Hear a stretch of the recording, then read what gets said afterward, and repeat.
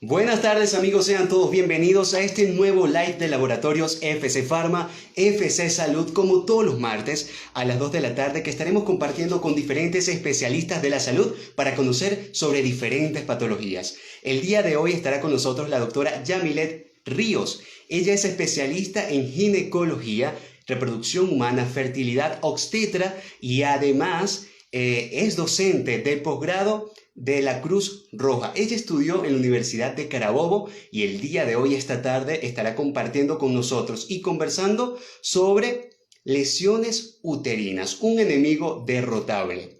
Para estar con esta conversación y con la doctora haciendo todas las preguntas que ustedes nos podrán hacer llegar en este live, que les recuerdo se realiza todos los martes de 2 a 3 de la tarde por acá, por su casa, @FC Piso Pharma. Todas las preguntas las pueden dejar por acá abajo y quien estará compartiendo con ella va a ser nuestro director médico, Carlos Lezama, el doctor Carlos Lezama. En este momento voy a darle acceso a la doctora Yamilet Ríos, doctor Carlos, para que converse con ella. Espero que la pasen muy bien en este live. Adelante, doctor.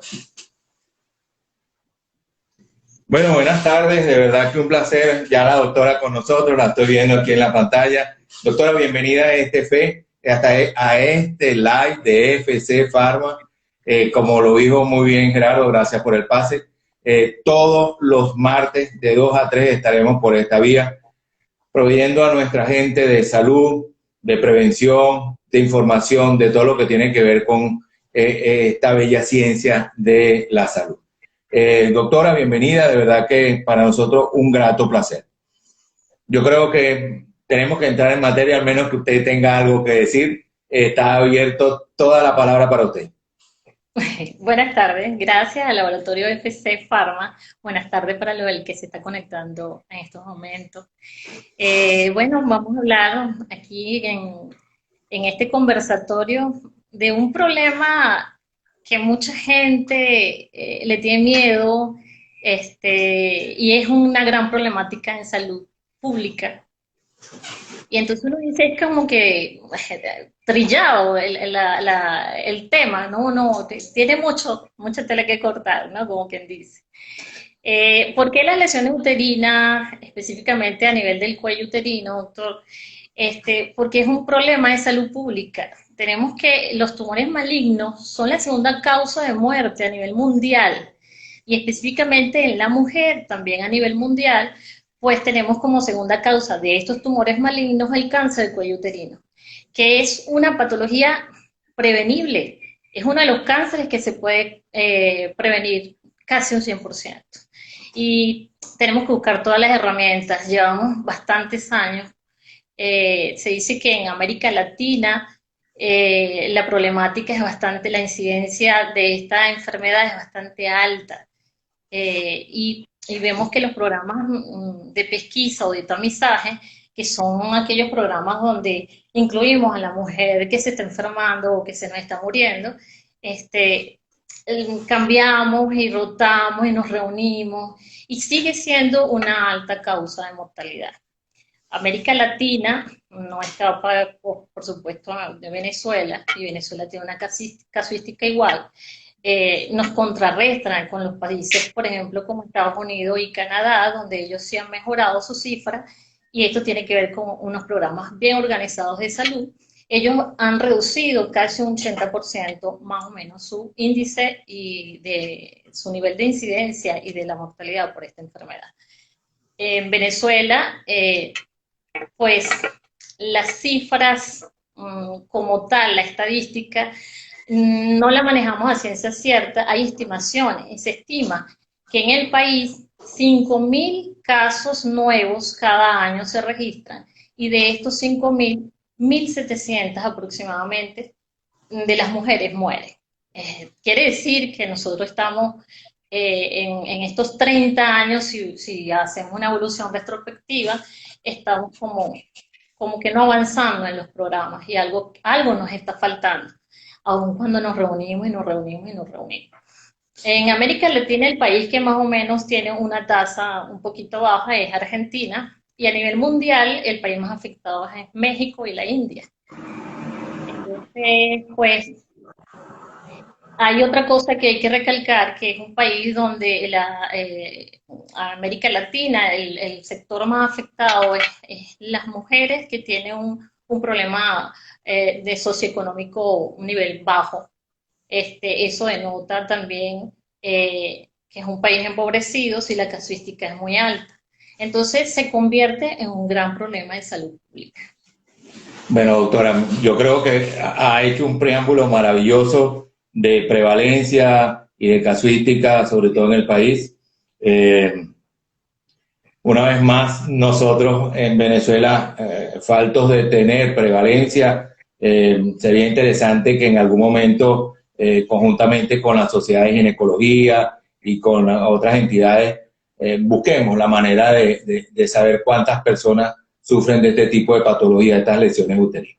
Pero yo me voy a ir un poquito hacia una secuencia para llegar al principio otra vez como buena película norteamericana. La pregunta es sencilla, es decir, ¿cuáles son esas lesiones uterinas que son las que provocan el hecho de que la mujer llegue a tener cáncer? Yo creo que esa es la primera pregunta. Y después, ¿ese enemigo es derrotable? Porque esa es la gran pregunta. Sí, sí, sí, es que no todo es malo. Y ahorita con el COVID pues vemos todo gris, no, pero esta patología es muy frecuente, pero sí, sí lo podemos derrotar.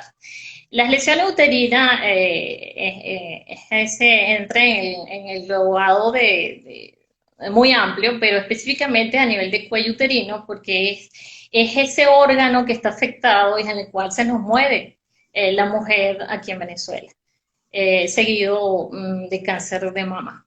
El cáncer de cuello uterino es prevenible porque en el año de 1985, un gran científico alemán lo descubrió y dio con el clavo allí, como quien dice, de que la causa, el BPH, es el agente causal de este cáncer.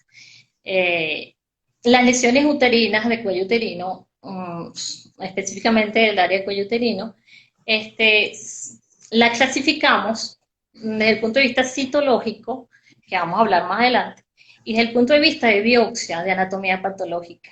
Entonces tenemos lesiones de bajo grado, en el que está incluido el virus del papiloma humano, y los cambios que este virus origina a nivel epitelial, nombrados como NIC, o lesión intraepitelial de grado 1, ¿no?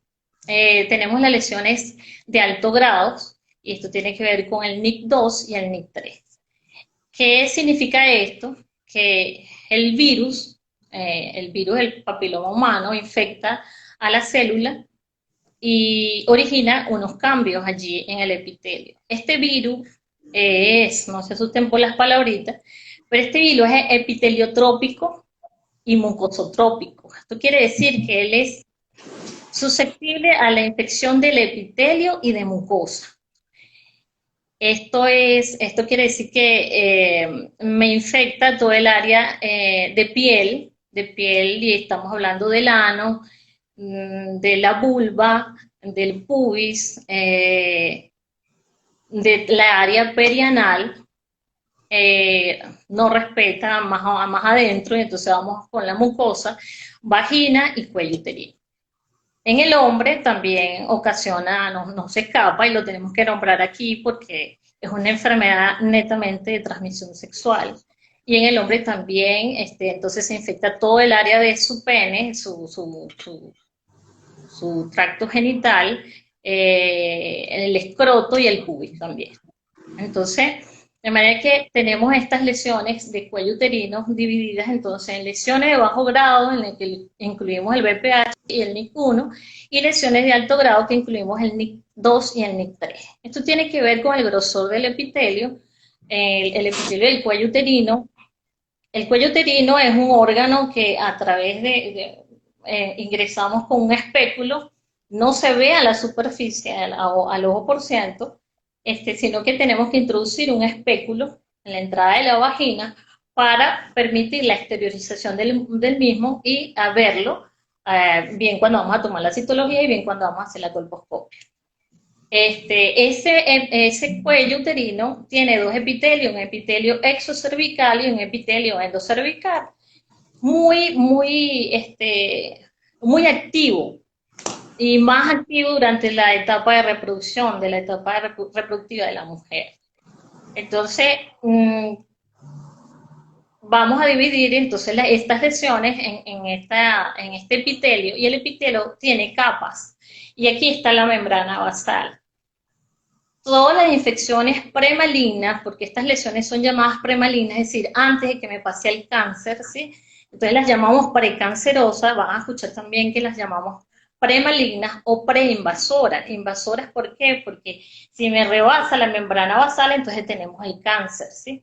Pero ellas están reproduciéndose en toda la parte del epitelio, sin rebasar esta membrana basal. Entonces vamos a tener que si el NIC1 y el BPH son lesiones de bajo grado, es porque me infectan o me transforman el epitelio en el tercio inferior, y están catalogadas como bajo grado y como un alto porcentaje que regresan solitas una vez que me infecte.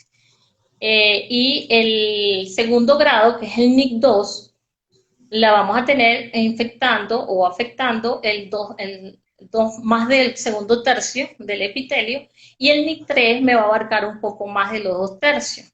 Y hay otra definición, que es el carcinoma in situ, que no es invasivo, pero que me afecta todo el epitelio. Entonces, estas lesiones nosotros procuramos diagnosticarlas, tratar de diagnosticarlas en esta etapa, y si es en la etapa del NIC1, mejor. A lo largo de la infección, pues vamos a tener que el NIC1 puede pasar al NIC2, y está el NIC3, y después el NIC3, en un tiempo que hablaremos más adelante, entonces me puede pasar a cáncer. Entonces fíjense ustedes que lo prometedor y lo que el enemigo decimos que es derrotable, sí, porque nosotros podemos tratarlas en este tiempo y no que pase a cáncer. Sí, eso, maravillosa la explicación, muy ayudada en las etapas epiteliales, en los diferentes. No, excelente. Pero algo me deja a mí en la mente, que todo lo que la doctora Ríos está explicando de NIC1, NIC2, NIC3, in situ, va a depender de que esa dama vaya al médico, porque si no, no se va a enterar de qué etapa tiene. Y normalmente cuando está en un NIC1, es tratable y rápidamente, sí, es derrotable con facilidad. A medida que él va invadiendo y va pasando a NIC2, a NIC3, in situ, y pasa ya del epitelio a otras capas, es decir, se va más profundo, ya tenemos un grave problema. Yo quisiera que le pudiera decir a este público femenino, después vamos a entrar un poquito con los caballeros, porque el caballero tiene parte y arte en este problema. Lo que pasa es que estamos ahorita en la parte muy femenina, es decir, la lesión uterina. Entonces, en esta lesión uterina, que yo la puedo diagnosticar a tiempo, si voy y me hago mi evaluación ginecológica, que debería ser por lo menos una vez al año, yo tengo que tener en cuenta una sola cosa: ¿qué síntomas? ¿Qué me está pasando a mí? ¿Cómo me entero yo de que, o cómo se entera la mujer? En mi caso, no lo voy a poder hacer como dama, pero cómo la dama que nos está oyendo tiene, qué síntomas, qué signos, qué le está pasando, cómo ella se entera de que tiene un problema y tiene que ir a verse con la doctora Ríos. Claro, fíjese, el enemigo ese que decimos derrotable, este enemigo es silencioso. Pero tenemos la otra contraparte. Las lesiones que acabo de mencionar, que son las lesiones premalignas, son silenciosas porque no originan ningún tipo de enfermedad. Pudiera ser que yo me infecte secundariamente con otro tipo de gérmenes, como una Gardnerella, infecciones simples, como una candidiasis, y eso es lo que me lleve a ir al médico, ¿sí? Pero mientras yo no me grave de que yo tengo que ir, una vez que yo inicie la relación sexual, yo tengo que ir al médico para mi chequeo, entonces no la vamos a detectar. La infección por el VPH es alta, tiene una alta prevalencia cuando la mujer inicia su actividad sexual. Entonces, si yo voy al control, pues, o el médico, el ginecólogo, le revisa con los métodos que vamos a hablar más adelante y puedo detectar y ayudarle a, a resolverle y prevenir. La palabra prevención significa que yo busque la ayuda para no arriesgarme a que me dé la infección, ¿sí? O a enfermarme o que me dé más adelante el cáncer cuello uterino. Entonces, esa palabrita que lo tenemos en muchas enfermedades, en mama, ahorita con el COVID, en esta infección por este virus, la palabra prevención significa eso. Vamos a ayudar, me voy a ayudar yo y estamos nosotros, el personal médico, para ayudarte a que disminuyas ese riesgo. Ok, vamos a hacer el planteamiento para seguir avanzando. Llegó esta dama que empezó a tener su actividad sexual y por una enfermedad curable, pues sí, y fácil de tratar porque existen fármacos que lo permiten así. Tienen una Giardinella vaginalis, que es una enfermedad bacteriana, o tiene una enfermedad por hongos o por protozoarios comunes. Alguna vez la mujer sufre de alguna de estas patologías y decide ir a donde la doctora Ríos otra vez. Le estoy mandando un montón de pacientes. Entonces, cuando llega donde la doctora Ríos, ¿qué exámenes le hace la doctora Ríos para poder llegar a la conclusión de que aquí hay un virus, que ya no hay solamente una bacteria, un protozoario u otro germen, sino que hay un virus, y de que puede catalogar y poder empezar a ver qué está pasando aquí, qué debo hacer, qué tratamiento debo dar? Pero primero tengo que diagnosticar. ¿Cómo llego yo a tener ese diagnóstico preciso? Bueno, a lo largo de los años, y como vimos la casuística al comienzo de este conversatorio, se ha tenido como programa de salud, cuando nosotros tenemos un problema de salud, buscamos todas las pautas que nos llevan a disminuir la incidencia. Y desde hace muchos años, pues buscamos la forma, vamos a hacer esto, dejamos de hacer esto, vamos a agregarle esto. Y hoy en día todavía se discute porque hay un fracaso netamente, y hay que decirlo, porque si me sigo muriendo de cáncer cuello uterino, si la mujer se sigue muriendo de cáncer cuello uterino, entonces estoy fracasando en algo, no estoy llegando a una cobertura. ¿Qué significa la cobertura a nivel de salud pública? Es que yo llegue a esas pacientes en mi estadística de qué edad a qué edad se me está enfermando y se me están muriendo. Entonces yo tengo que llegar a tamizar. Tamizaje es realizar ese examen que me va a llevar a la detección de estas lesiones. Entonces, algo estoy fracasando. Entonces, a nivel latinoamericano, no nada más en Venezuela, a nivel latinoamericano estamos fracasando en estas políticas de salud pública.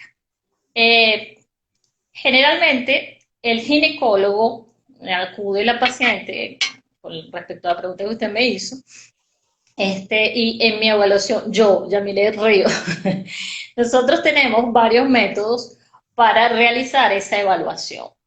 Eso difiere en el sector público. ¿Qué hacemos? Llega la paciente, hacemos una gran historia clínica, porque la historia clínica nos ayuda mucho.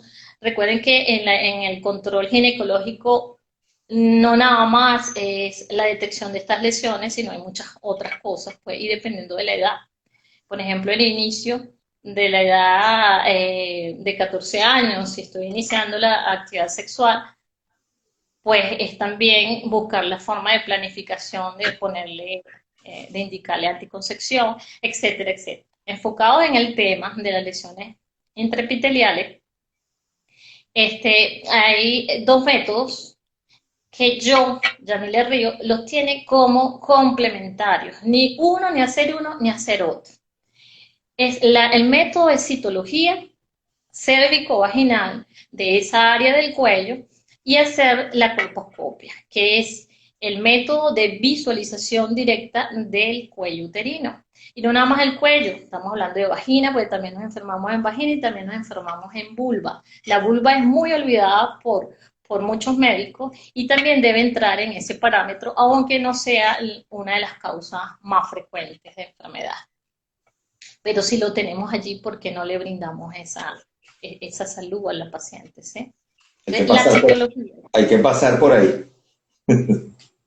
De alguna manera hay que ir estudiando los tres planos para llegar hasta el cuello del útero, ¿no? Sí. No debe olvidarse. Bueno, realmente lo hacemos después, ¿no? Nos enfocamos en la colocación del espéculo, vemos el cuello, tomamos la citología, hacemos la inspección visual a través de este equipo colposcópico, retiro el espéculo, veo vagina, retiro el espéculo y hago una vulvoscopia. A nivel de la vulva se llama vulvoscopia. Es un aparato, bueno, vamos a empezar con la citología. La citología es un método ginecológico simple, indoloro, no duele. Hay expresiones de algunas pacientes que han tenido su experiencia muy dolorosa, pero realmente la citología no duele. Quizás la introducción del espéculo, pero la citología per se no duele. Nosotros cuando decimos raspamos, y cuando hablé de que el cuello uterino tiene dos epitelios, nosotros tenemos que tomar 2 muestras. Las muestras tienen que ser idóneas. Una adentro, que significa tomar la muestra del epitelio endocervical, y otra muestra del epitelio exocervical. Entonces usamos 2 instrumentos, un hisopo y una espátula que se llama espátula del aire, que está fallando en estos momentos, pero hay alternativas pues también. Entonces se han hecho mucho trabajo de investigaciones con qué mejor lo hacemos. Además del hisopo hay un cepillito, y también tiene trabajo de investigación, que es lo mejor, que lo escogemos. Pues bueno, en base a eso más o menos nos manejamos. En líneas generales, la citología es buscar las células que nosotros podemos captar, de las que se descaman y las que nosotros podemos provocar, raspando un poquito. El raspado es en sentido literal, pero le damos con esa espátula así y nos traemos un poquito de la muestra. Es más un barrido, para que no se sienta como raspado. Está haciendo como una especie de barrido en ese epitelio. Lo que pasa es que decimos raspadito porque realmente nosotros le damos la vuelta y hay una forma de hacerlo. La citología no es tan simple, un método tan simple, porque a veces hay médicos o personal que a veces lo hace y nada más toma la muestra así ya. No, hay que tomarlo responsablemente porque si no, no tiene sentido. Y de ahí el alto porcentaje de falsos negativos de la citología. Por eso entonces el paso de barrido a raspado, porque hay que quitar tejido. Lo que pasa es que, fíjese, cuando tenemos este epitelio y si tenemos las lesiones formadas, si no hacemos un poquito de raspado, no vamos a tener esa muestra de esas células. Entonces, sí hay, pero ese raspadito no duele. Así que las personas que nos están escuchando no tengan miedo, pues el que tiene experiencia lo sabe, pues. Y hay una cosa también en medicina, que yo escucho al otro que es lo que le hicieron a ellos, pero cada quien tiene que tener su experiencia. Claro. Y igual como la mamografía, no, es que duele, me presiona mucho la mama. No, cada quien tiene su experiencia y además que es un método en que me va a salvar la vida, ¿sí? Proseguimos con el método colposcópico. Pues el método colposcópico es un método de especialista. Utilizamos un aparato como un microscopio que nos acerca la visualización, y aquellas cosas que nosotros no podemos ver a simple vista, pues la vemos a través de este microscopio. Y podemos ver, nos sirve para delimitar, diagnosticar todos los aspectos que ocurren fisiológicamente a nivel del cuello uterino, y además detectar a cualquier anormalidad que se pueda presentar de estas lesiones. Utilizamos ácido acético, no duele. no tiene alto costo, tiene alta sensibilidad y más o menos tiene la especificidad de la citología. Muchos trabajos de investigaciones avalan que una es mejor, que la otra es mejor, pero es que si unimos los dos, si yo uno los dos métodos, no me da un mejor porcentaje de éxito en el diagnóstico. Entonces, Debería ser. cada vez que nos reunimos anual o nos reuníamos más hace muchos años atrás, el Ministerio de Sanidad también se reunía y vemos cómo mejoramos y mejoramos, entonces ponemos en contradicción. No, nada más hacemos el tamizaje de la citología, sí. La citología es un método que me abarca gran población por lo fácil y lo menos costoso que es, porque yo necesito mucho personal para hacer la colposcopia, porque la colposcopia es un método que es de especialista, se aprende, no se aprende de la noche a la mañana. Yo soy docente en una institución donde se da el posgrado de ginecología obstetricia y desde el primer año, o en todas las instituciones del país, pues el residente aprende en el primer año, en el segundo año, en el tercer año, y después de ahí tú aprendes por la experiencia, ¿sí? Se necesita un poquito de estudio, pero no es difícil. Eh, cada país tiene una nomenclatura porque nos tenemos que manejar en un lenguaje casi igual. Y tiene que ver con la forma y expresiones de lo que cuando uno aplica el ácido acético, tejidos anormales se convierten en blanco. Pero discernimos entre las diferentes manifestaciones colposcópicas y podemos dar un diagnóstico colposcópico que nos permite esto, descubrirlo. Porque a veces, si nosotros hacemos solamente la citología, una vez que la exponemos en la lámina, esa va a ser llevada a otro médico que la vea, que la prepare, que la coloree, tiene su proceso, y entonces él nos da un diagnóstico, pero él nos puede dar un diagnóstico de que no ve ninguna célula anormal, y tú cuando hiciste la colposcopia dentro del mismo momento, pues tú dices, bueno, pero ahí hay una lesión, y eso va a permitir hacerle la biopsia y hacerle el diagnóstico.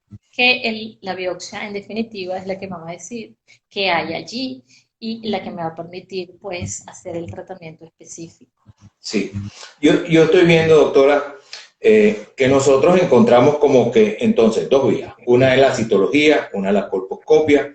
La unión de las dos da definitivamente mejor diagnóstico, un diagnóstico mucho más preciso. Sin embargo, la vengo yendo de que en salud pública hacen una cosa y en privado hacen otra cosa. ¿Cómo podríamos nosotros, desde el punto de vista preventivo, desde el punto de vista de buscar un mejor diagnóstico, qué le diría usted a esa paciente? ¿Se queda conmigo en el privado y hace colposcopia y citología? ¿O se va a una entidad pública y hace citología y se olvidó la colposcopia y sigue con el problema? Porque a lo mejor no hubo bien diagnóstico. O sea, sí. no es sencillo, porque es cuestión de guiar a una persona, de poner una pauta. O sea, lo que veo es que hay como que dos caminos, dos pautas, y no hay una sola que le diga, haga esto, esto y esto. ¿Qué le diría usted?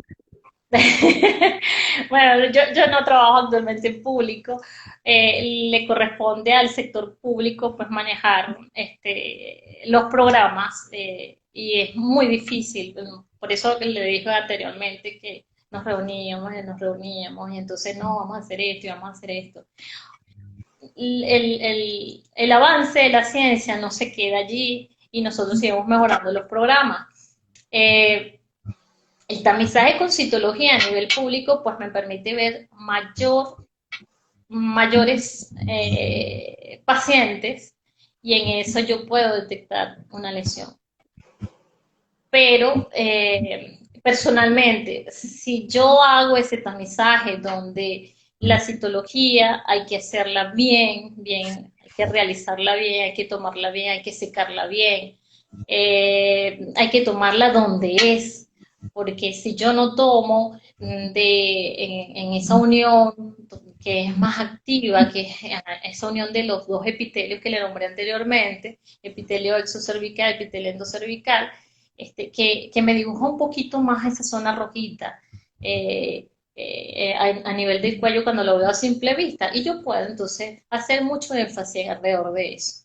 El cuello uterino de la, de la mujer joven o en edad reproductiva, el endocervix está más sobresalido, tiene que ver con las hormonas, y a veces en algunas pacientes es bastante aumentado o redundante, sin ser patológico, pero ¿qué me puede llevar a esto? Que si yo me infecto y hago una lesión, entonces yo no puedo ser vista, porque entonces cuando coloco el espéculo voy a tomar la muestra y le raspo o tomo perdón, o tomo la muestra alrededor de eso y me olvido de la unión escamo-columnar, que se llama así, escamo-columnar de esos dos epitelios, y allí no estoy tomando mucha muestra de esa zona. Entonces, esto lo traigo a cotación porque para que vean que no es tan sencillo hacer una citología. Y además que tiene muchas cosas que tomarse en cuenta, pues, ¿no? Cuando la vamos a colocar en la lámina, no se debe dejar secar mucho tiempo, inmediatamente que yo tomo la muestra y la extiendo de los dos epitelios, de la muestra de los dos epitelios, pues después la fijo y eso la seco al aire libre, no la tapo de una vez porque entonces ahí rompo las células, ¿no? Y altero para que el patólogo me vea una buena muestra. Tiene que ver también cosas de control de calidad, el que hace la citología. Si hablamos a nivel público, las grandes cifras o la gran cantidad de citologías que le va a llegar a ese grupo de citotecnólogos y patólogos que van a ver, pues es grande en volumen y tienen que tener un control de calidad para que ese método me sea bien específico y bien sensible. A nivel privado, también, pues no todos médicos hacemos lo mismo. Hay algunos que dicen, yo confío en mi citología y si veo algo o la citología me llega alterada, pues yo realizo la colposcopia.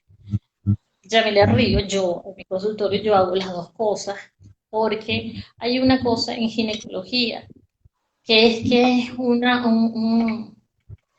es muy poderoso, ¿sabe? Para algunas mujeres. Entonces, oye, yo quisiera que me dieran el diagnóstico de una vez, que me pusiera ahí, no es fácil ponerse en los ganchos, abrir las piernas, ¿sí? Entonces, si yo sumo esos dos métodos, entonces yo le ofrezco garantía al paciente de que se va a ir bien diagnosticado. Hay bemoles, por supuesto. Yo no dejo de hacer la citología, tampoco la pongo en primero, en segundo, no. Estamos hablando, doctor Carlos, del descubrimiento de la citología en 1920. Sí. Mira la cantidad de años, ¿sí? Posterior, en 1925, se crea la colposcopia. Estamos hablando de los científicos George Papanicolaou y estamos hablando de Hans Heiselmann, que descubrieron ambos métodos. Pero desde 1925 estamos viendo qué hacemos. Si nosotros de 5 descubrimos un aparato que nos mejoraba ese diagnóstico, porque la citología se tomaba y entonces decía, oye, pesquisamos un cáncer. Entonces, pero es que sí, la celularidad que nos da en la citología cuando uno toma la muestra es bastante amplia. Y George Papanicolaou, cuando lo hace y lo descubre, dice que, wow, qué impresionante la cantidad de células que yo tengo aquí y cómo puedo yo ayudar al paciente. Entonces pasan años y bastantes años que han pasado. Mejoramos el aparato de colposcopia, antes era una imagen negro, que fue lo que dificultó que el método tuviera más o menos bastantes años parados desde que se crea. Después mejoraron, otros científicos se incluyeron dentro de la programación y entonces mejoramos a color y entonces sacaron Atlas y entonces se divulgó todo aquel compromiso de este método para usarse y es el que tenemos, si lo tenemos porque no lo usamos, ¿sí?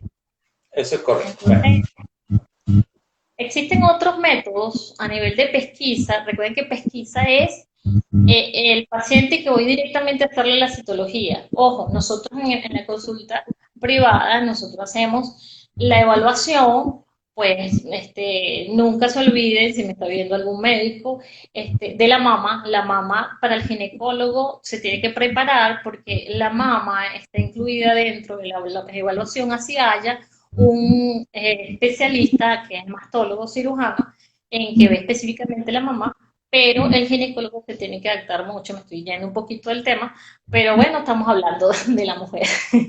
Entonces, examinar la mama, me voy para abdomen, después me voy para el área ginecológica, haces una inspección, les colocas el espéculo, que no duele, ojo, no me tengan miedo, colocamos el espéculo, tomamos la citología, aplicamos ácido acético, vemos con la colposcopia, eso va a durar 5, 10 minutos más o menos la colposcopia. Veo, si no veo nada, chévere.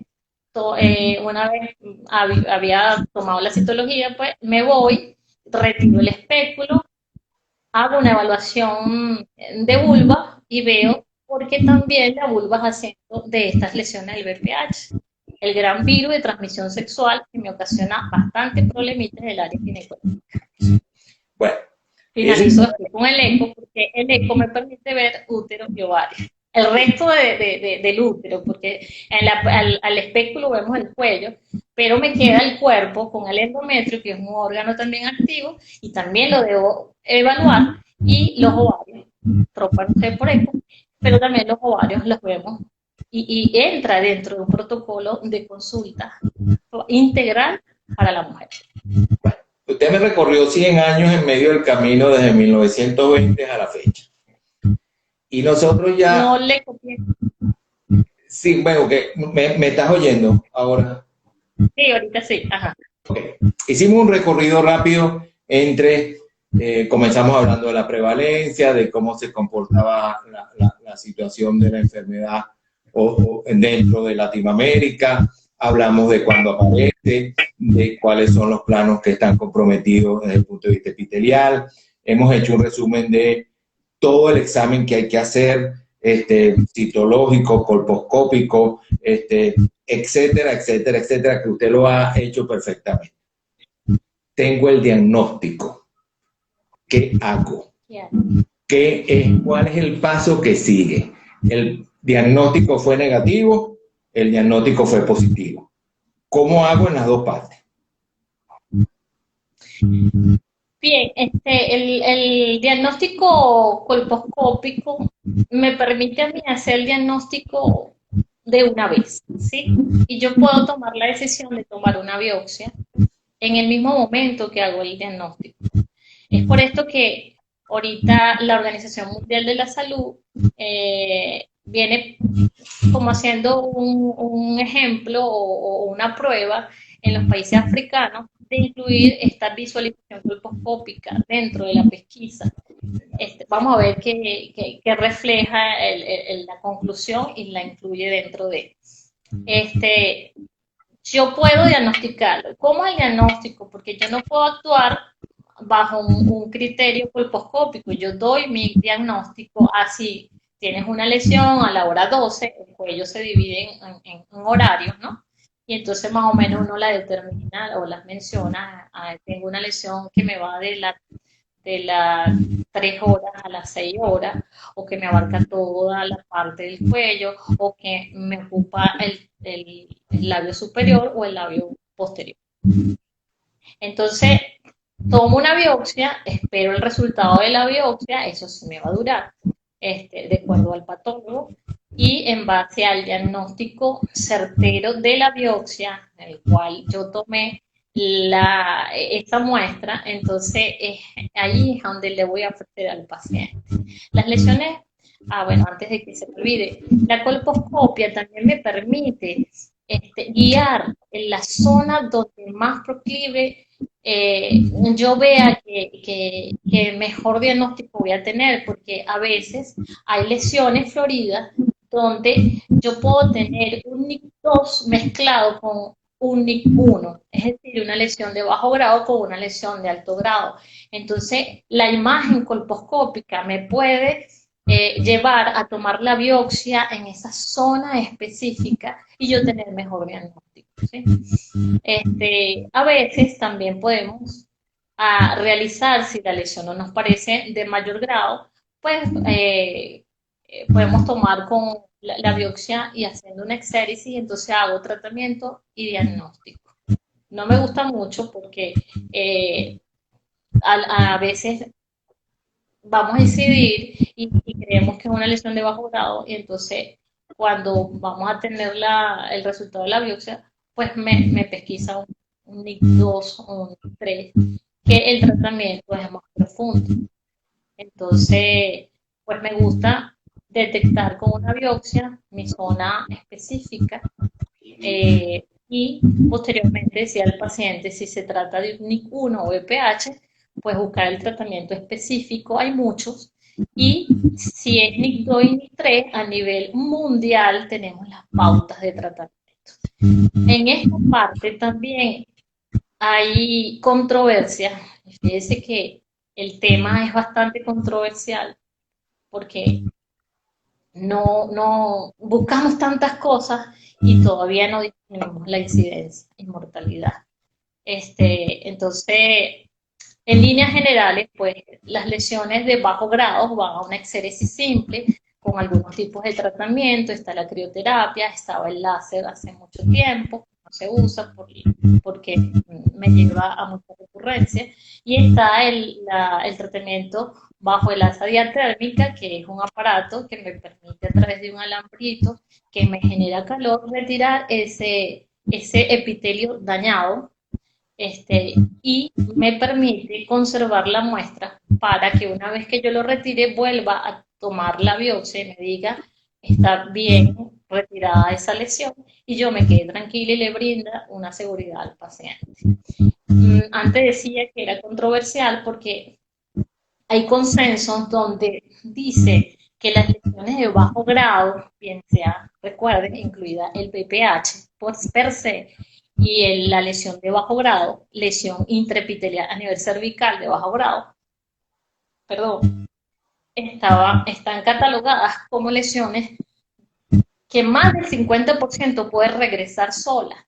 Entonces, si yo tengo un porcentaje bastante alto para regresar solas, entonces hay un consenso que dice, ve, diagnosticas, te reportó una lesión de bajo grado y ya va, vamos a vigilarla. No estoy de acuerdo con eso, Yamile Río no está de acuerdo con eso, y a lo mejor hacemos un conversatorio con médicos especialistas en oncología y todo eso, y aquí entramos en mucha controversia. Pero yo toda lesión que veo la quito. ¿Por qué? Para darle esa tranquilidad también al paciente y que no hay, bueno, sí hay algunos métodos que me permiten saber si esa lesión está más activa y me puede llevar a cambios neoplásicos que más adelante me llevan a un NIC2, NIC3. La evolución del cáncer, de que yo me infecte el VPH y evolucione a cáncer, se dice que debe pasar como de 15 a 20 años. Y en otras literaturas me habla de 8 años a 15 años. Pero hay un límite también de pacientes que me pasa a los 2 años. Entonces, ¿qué está pasando allí? Bueno, el virus del papiloma humano, que es un virus ADN y lleva una cubierta proteica, es muy lábil y me infecta y lo lleva en la parte sexual, bien sea el hombre o bien sea la mujer. Entonces, en la fisiopatología es que yo tengo relaciones sexuales y me infecto, porque en la relación sexual el movimiento X, el contacto, basta con un contacto, porque a veces te dicen, bueno, pero es que si no me eyacula en vagina, yo no tengo riesgo. No, es que basta con el contacto que tengas de piel a piel o mucosa y piel, que esta persona, en este caso el hombre, pues puede contagiar. O en caso al revés, yo puedo tener un hombre que no tenga la infección y tenga una relación con una mujer que esté infectada y se me infecta el hombre, ¿sí? Por Sí. eso es que una infección de transmisión sexual donde los dos están en visto, pues, en la mira. Fíjese, Eh, doctora, no, Estas lecciones de BPH, ¿aló? nos quedan como unos 7 minutos. No le Cinco, escucho. para ir concluyendo algunas cosas que han aparecido entre las preguntas, ¿no? Por ejemplo, ¿qué hago yo con el caballero? Si yo diagnostico que esta paciente tiene BPH, ¿qué hago yo con su pareja, su esposo, la persona con que ella tuvo esta relación sexual? Eh, Existen diferentes indicaciones. Yo, por ejemplo, diagnostico a la mujer, yo no veo hombres, yo diagnostico a la mujer, le diagnostico el virus y yo mando a examinar con el especialista respectivo al hombre, porque pues el hombre también lo puede tener. Fíjense que no he hablado de algo importante con respecto al virus. El virus tiene más de 200 cepas descubiertas hasta los momentos. Fíjense, 200 cepas. Es decir, que con cualquiera de las 200 cepas yo me puedo infectar. Claro. ¿Sí? ¿Qué es lo grande de estos subtipos, de estos genotipos o de estas cepas? Es que hay un grupo que se les denomina oncogénico. ¿Qué quiere decir esto? Que tiene la capacidad que una vez que yo me infecte, ese virus tenga la potencialidad de crear más problemas a nivel de la célula una vez que yo me introduzca, que este virus se introduzca en el genoma de la célula y me origine mayor cambio. Entonces, está relacionado estos virus oncogénicos, estos subtipos oncogénicos con mayor enfermedad, es decir, relacionadas con NIC2 y NIC3. Me pueden llevar a, a la infección, pues, y en un tiempo prudencial, pues, pasar a cáncer.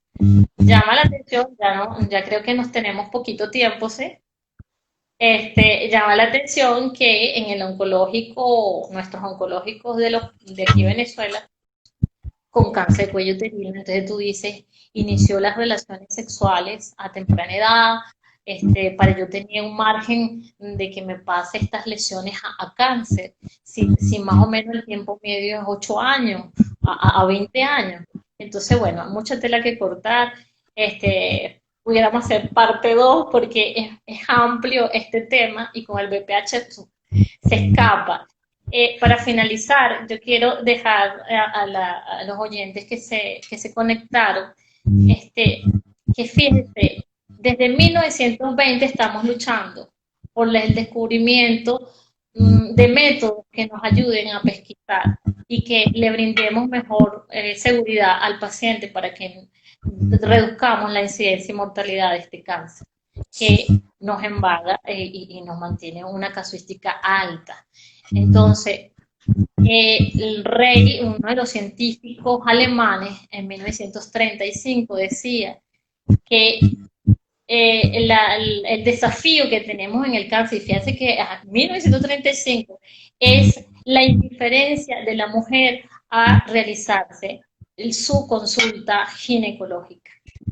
Entonces, sí, por favor, véanse la paciente cuando inicia la relación sexual, y yo diría antes de que inicie la relación sexual, estamos hablando más o menos un margen a nivel de Venezuela, de que inician a los 14 años, más o menos 2, porque podemos tener el inicio a los 10 años, y por eso la vacuna que nos queda en stand-by, pues las estamos indicando en los 9 años para que me tenga esa protección antes de que yo inicie la actividad sexual, que me pueda llevar a tener más parejas o a tener mayor contacto con el virus.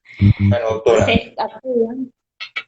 yo creo que vamos a tener que buscar otro espacio, porque el tema de verdad que es enriquecedor, es largo, es muy amplio, pero quiero dejar algunas conclusiones. Una, la que usted está poniendo ahorita en este momento: si hay que ir a la consulta del ginecólogo como una cosa normal, irse a ver cómo está mi salud, porque yo puedo diagnosticar cosas tempranamente y evitarme complicaciones a futuro. La segunda conclusión que saco es que existen diferentes caminos para tratar estas lesiones uterinas, y creo que debería haber, fíjense que hasta con los oncólogos, usted me lo paseó, debería haber hasta un consenso para poner una pauta de tratamiento específica, porque la búsqueda de la cura, la búsqueda de la prevención son necesarias, y de alguna manera deberíamos ponernos de acuerdo quizás en algún momento de tener un ginecólogo, un oncólogo, un mastólogo, una serie de especialidades para llegar a un consenso de cómo debería dar una pauta en Venezuela para este tipo de patología. Quisiéramos tener mucho más tiempo, pero el tiempo es así. Seguramente vamos a tener otra conversación. Gracias a los oyentes que se conectaron, gracias a la doctora FC Pharma. Bueno, y gracias a ustedes por venir. Quienes quieran tener comunicación con la doctora tiene su @ doctora.yamilet con TH Ríos, corrido, Yamilet Ríos. Ustedes van a recibir esta información seguramente por parte de nosotros en FC Salud. Y la otra cosa es que queremos invitarlos para el martes que viene a las 2, de 2 a 3, porque seguiremos otra vez con la parte de la mujer. Estamos queriendo a la mujer en este mes que es del padre, pero queremos querer a la mujer. Y vamos a tener una conversación con el doctor Ortiz y su esposa, que van a estar invitados, para hablar del flujo vaginal, que debes saber en 3 pasos. De manera de que seguimos en esta tónica. Doctora, de verdad que súper agradecido en nombre de FC Pharma, en nombre de todo este equipo que usted ha visto que está trabajando detrás de nosotros, que usted haya venido. De verdad que nos sentimos muy a gusto con su presencia y toda la información que nos ha dado. Y quiero dejar solamente una cosa: no dejen de ir al ginecólogo. Es importante la prevención, y la salud es la única cosa que nos mantiene en este mundo contento. Yo quisiera, antes de despedirme, darle el pase a mi compañero Gerardo, que él le va a dar unos tips para la semana que viene. ¿Ok? Muchísimas gracias, doctor. Gracias, doctor. Muchísimas gracias, doctora, por toda esa información tan importante que nos compartió la tarde de hoy. De verdad, muy ameno compartir y escucharla. Y les recordamos a todos los que nos siguen, que estuvieron muy atentos a este live, que todos los martes, de 2 a 3 de la tarde, como lo comentaba el doctor Carlos, estaremos con diferentes especialistas de la salud, hablando sobre salud, cosas que debemos conocer día a día para no automedicarnos, que es lo más importante. Nosotros como laboratorios FC Pharma estamos en pro a que cada uno de ustedes, por favor, vayan y consulten a los expertos. No se automediquen, ¿cierto, doctora? Eso es lo más importante. Muchísimas gracias. Nos vemos en una próxima oportunidad. Pero antes de despedirnos, doctora, quiero que nos recuerde su red social para que nuestros seguidores puedan seguirla.